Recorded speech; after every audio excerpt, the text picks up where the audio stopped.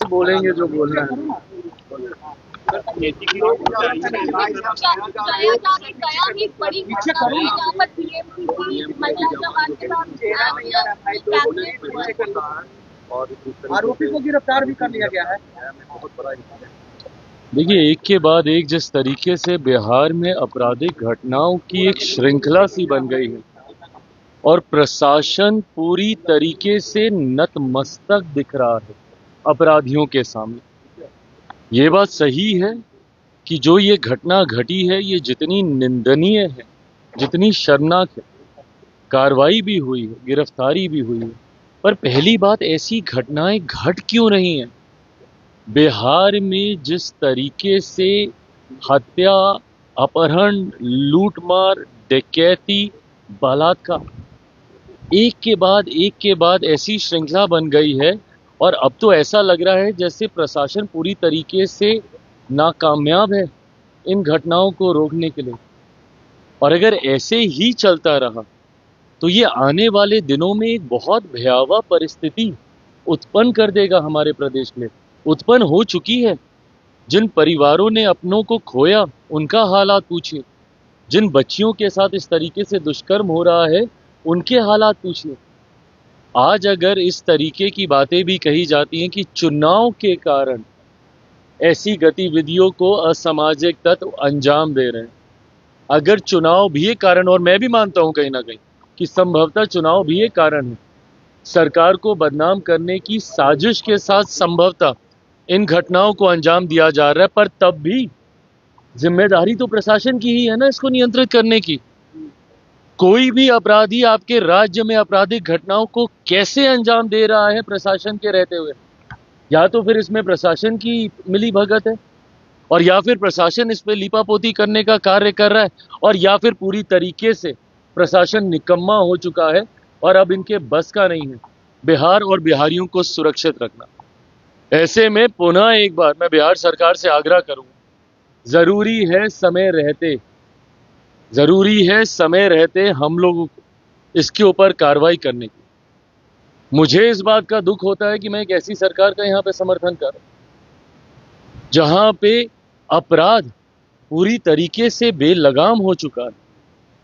इस पे नियंत्रण पाना जरूरी होगा, नहीं तो इस तरीके से बिहार और बिहारियों की जिंदगी से होता हुआ खिलवाड़ बिहार को बहुत बुरे अंजाम तक ऑपोजिशन कह रहा है, तेजस्वी कह रहे हैं कि 1 अगस्त के बाद से अपील के लिए लोग शुरू करेंगे, चुनाव आयोग के साथ मिलकर इलेक्शन को हाईजैक करने की चुनाव बहिष्कार करने की बात कह रहे हैं कि हम लोग बॉयकआउट कर सकते हैं। मैं तो कहता हूँ भैया करके दिखा दो, एक बार चुनाव का बहिष्कार ये लोग करके दिखा दो अगर हिम्मत है।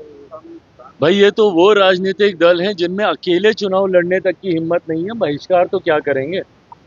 राष्ट्रीय जनता दल, बिहार की पुरानी पार्टी जो 15 साल तक सत्ता में रही, आज हिम्मत नहीं है इन लोग की अकेले चुनाव लड़ने की। गठबंधन किससे? कांग्रेस जैसी पार्टी जो देश की सबसे पुरानी पार्टी है, कांग्रेस में हिम्मत नहीं है बिहार में अकेले चुनाव लड़ने की। भैया चिराग पासवान में इतनी हिम्मत तो थी ना कि 2020 में मैंने अकेले चुनाव लड़ने का दम दिखाया, वो भी तब जब मेरे नेता का निधन उस वक्त हुआ था, जब पहले चरण का नामांकन चल रहा था। है हिम्मत तो लड़के दिखाएं अकेले। तो जो अकेले चुनाव नहीं लड़ सकता वो चुनाव का बहिष्कार क्या करेगा? ये सिर्फ धमकी देने का ये लोग कार्य कर रहे हैं। और किस बात को लेकर?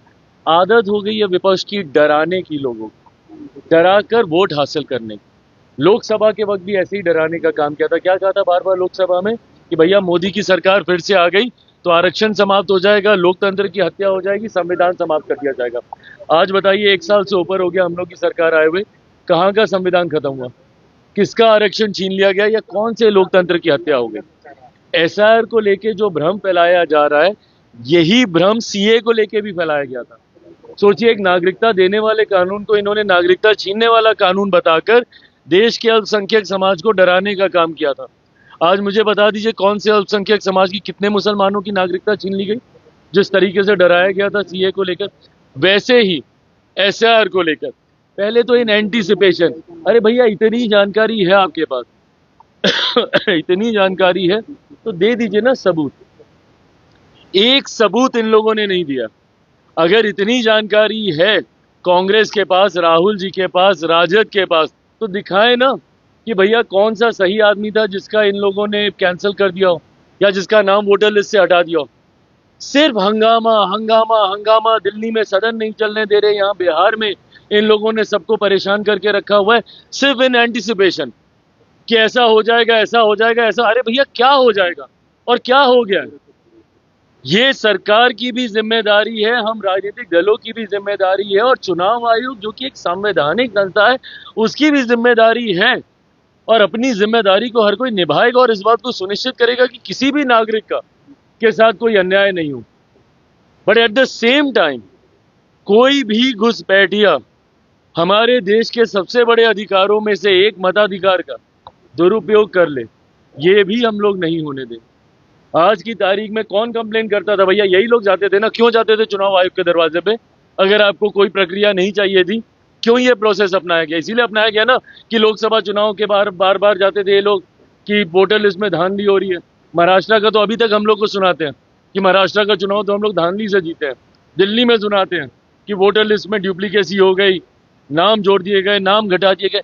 अब भैया जब इसको लेकर एक इंटेंसिव रिवीजन किया जा रहा है कि कोई गलत ना हो, कई लोगों की मृत्यु हो गई है, उनका नाम दशकों तक चलता रहता है, वो हट जाए, कई नए नाम जोड़ने होते हैं, वो नाम जुड़ जाए, जो फर्स्ट टाइम वोटर है उनके साथ कोई अन्याय नहीं हो। जब इस प्रक्रिया का पालन किया जाता है तो भी आपको शिकायत, नहीं किया जाए तो आप चुनाव आयोग का दरवाजा खटखटाते आप नहीं थकते, तो चिट भी आपकी, पट भी आपकी, नहीं चलेगा। हकीकत ये है, 100 बात की एक मिनट 100 बात की एक बात, हकीकत ये है कि विपक्ष अपनी हार मान चुका है। अभी